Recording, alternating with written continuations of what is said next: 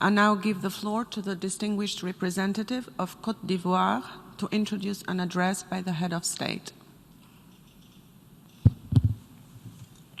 Merci. Thank you, Madam President. Madam President, Your Excellencies, ladies and gentlemen, it is my pleasurable duty and signal honor to present the pre-recorded statement of His Excellency Alassane Ouattara, President of the Republic of Côte d'Ivoire. Thank you.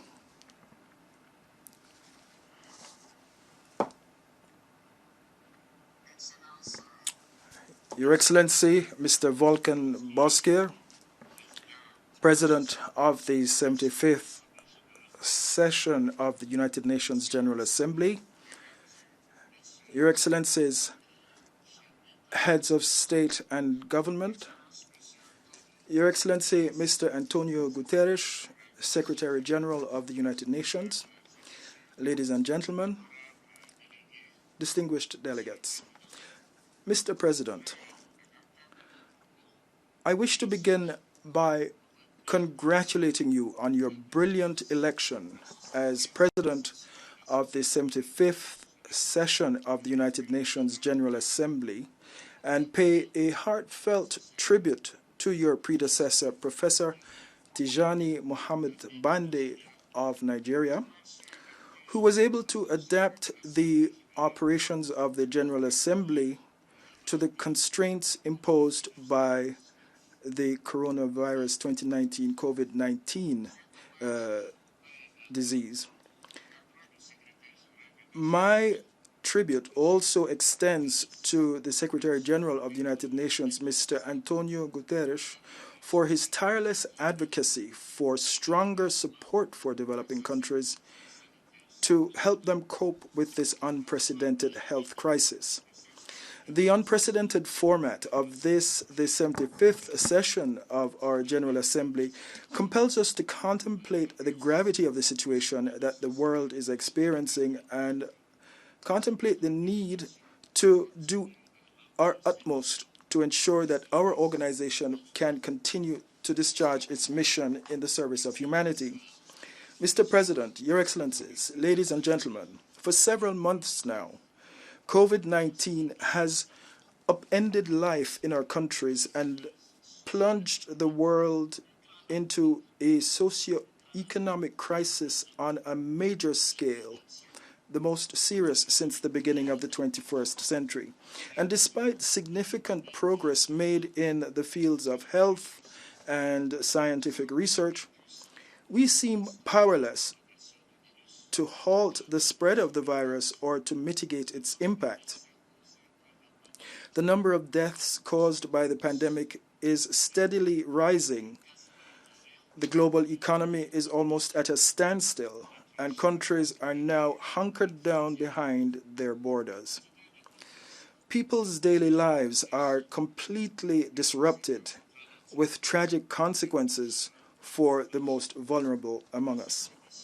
Given these conditions, the pandemic could wipe out more than a decade's worth of economic growth and social progress made by the African continent, which we all agree is showing extraordinary resilience.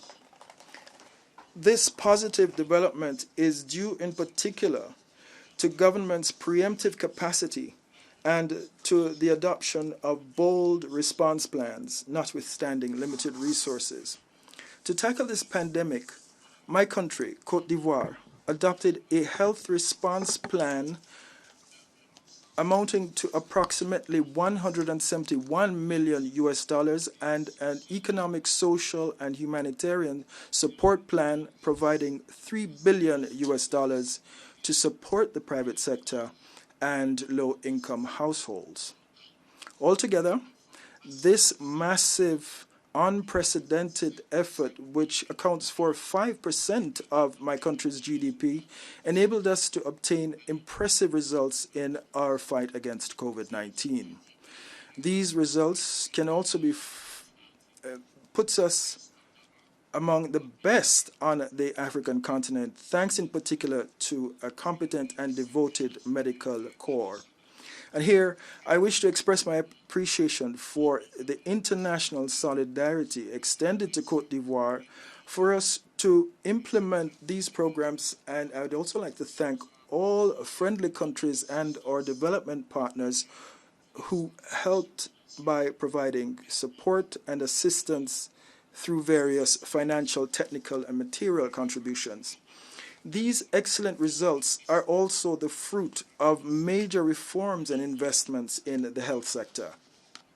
In fact, over the period 2018 to 2020, we invested approximately $1.5 billion in our health sector to help implementation of universal health coverage. And it is our intention to continue this positive approach in dealing with health governance over the period 2021 to 2025 with an investment of approximately $3 billion. Nevertheless, given this common enemy, COVID-19, the world has shown a disunited front, which is prolonging and delaying the emergence of a collective and effective solution. In the panic caused by COVID-19, we neglected the frameworks and the instruments that would have enabled us to show more solidarity, to mobilize the resources necessary for financing national health, economic, and humanitarian response plans. Regarding Africa, and more particularly my country, the multifaceted contributions made by some of our major development partners is significant, but it is proving insufficient and a far cry from the sums disbursed individually by the major economies or disbursed collectively by certain regional communities for their members. Excellencies, Mr. President, Excellencies, ladies and gentlemen, faced with the spread of COVID-19, developing countries, and especially African countries, are more severely affected economically and socially by the absence of initiatives on a global scale to benefit their economies. And in this connection, in my capacity of champion of the African Union's 2063 agenda, I am very pleased at the G20 initiative to grant a moratorium on bilateral public debt servicing for several African countries. I call on all Africa's partners to take bolder measures to relieve our economies, which have been severely affected by the effects of COVID-19. The financial needs of Africa have been assessed at 100 billion US annually over a 3-year period, or a total of 300 billion US dollars. Our countries should also be given the fiscal space to enable them to continue the social investments necessary to address their security needs, especially in those countries that have to deal with terrorism. And the world must finally hear the cry of Africans for cancellation of their country's public debt. My country supports the steps taken by the African Union geared towards collectively renegotiating the debt of the continent with our creditors and to secure an extension of the debt moratorium, which I spoke about earlier. But we need to go even further and to act without further delay. African countries need sustainable solutions, especially liquidities and investments, to resist the unprecedented shock experienced by our populations and to continue our development on the continent. And among these solutions, I would recommend special drawing rights of the International Monetary Fund, which is a mechanism that has already proved to be effective when we had the global financial crisis in 2008 to 2009. The fight against COVID-19 should not lead us to forget other diseases such as malaria and AIDS, which are causing even more victims in African countries. Nor should it lead us to reduce to nothing our efforts to tackle poverty. And here my country has embarked upon bold reforms which enabled us to reduce poverty by 15.6 percentage points in 8 years. The regional study on poverty of the West African Economic and Monetary Union and the World Bank confirmed that Côte d'Ivoire's poverty index dropped from 55.01% in 2011 to 39.4% in 2018. This translates to approximately 1.6 million Ivorian men and women who have emerged from poverty during this period. Again, according to recent World Bank statistics, per capita GDP in Côte d'Ivoire more than doubled, increasing from $1,120 in 2011 to $2,290 in 2019, making Côte d'Ivoire the country with the highest per capita income in the West African sub-region. Côte d'Ivoire owes these successes to a dynamic economy based on strict governance, which enabled us over the last 9 years to achieve an average growth rate of 8% per annum. The economy's growth rate is estimated at approximately 1.8% in 2020 and will be approximately 7.9% in 2021. Despite this particularly difficult situation caused by COVID-19, we are continuing to implement social impact programs, such as the government's social program, which will enable us to further reduce the poverty rate. This is how, thanks to programs to supply electricity and safe drinking water, as well as to improve education and health, we enabled millions of Ivorians to receive electricity and drinking water and have access to schools and health centers in close proximity to their residences. Mr. President, Excellencies, ladies and gentlemen, the COVID-19 pandemic comes as a reminder of how much the world needs the United Nations to act together in our common interest. We must place our common organization at the center of our collective response to this pandemic. Therefore, on the health front, we must guarantee access for everyone to a vaccination as soon as it becomes available. On the economic front, financial assistance for developing countries should be increased and better coordinated. COVID-19 is showing us those threats that our world is called to face in coming years, and which should prompt us to strengthen the options available to the United Nations to take action and its partnership with regional organizations. No one country can take on these new challenges alone because they're global in nature and their consequences are harmful for whole swathes of populations and economies.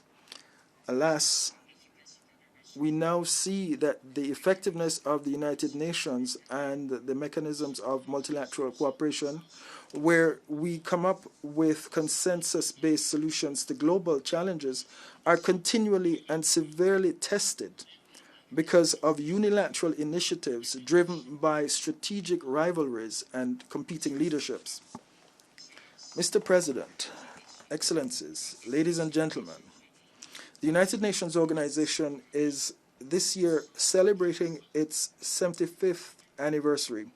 I remain convinced that we must support and breathe new life into multilateralism, which is the only way to deliver lasting international peace and stability. The challenges linked to climate change, to poverty, to terrorism, and the persistent nuclear threat and armed conflicts inter alia give further credence to a new multilateral ambition to which my country subscribes. Such was the spirit behind our accession to the Paris Climate Change Agreement and behind our initiatives taken in the Security Council while we had our mandate there, which came to an end in 2019. It is also the motivation for our participation in peacekeeping operations of the United Nations and for our commitment to finding peaceful solutions to disputes in our region. So as to afford the United Nations more legitimacy and credibility, it is urgent that we, in short order, undertake the reform of the Security Council. It is necessary to forge the broadest consensus around the question of the full and effective entry of Africa into the Security Council of the United Nations on a permanent basis. It is time for Africa to finally play its full role here in this important body.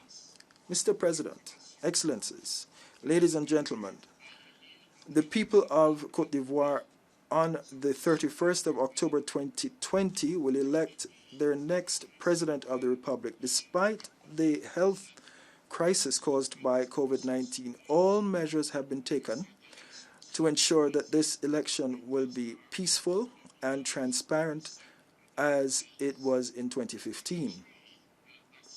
I am pleased to see the effective participation of all stakeholders in this process, and I wish to express my deep gratitude to all our partners, especially the United Nations, the Economic Community of West African States, ECOWAS, and the African Union, who have been committed to ensuring Côte d'Ivoire has successful elections. This election is taking place in a democratic environment strengthened by major socio-political reforms and by undeniable economic and human progress, which make my country a prosperous nation and one of the top-performing economies of the world. Mr. President, Your Excellencies, ladies and gentlemen, in closing, I wish to reiterate Côte d'Ivoire's full support for the United Nations, which must remain the primary forum for generating lasting responses to the major challenges of our time.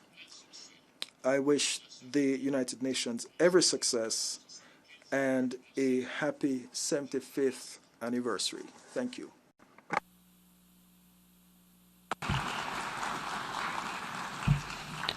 On behalf of the General Assembly, I wish to thank the President of the Republic of Côte d'Ivoire for the statement just made.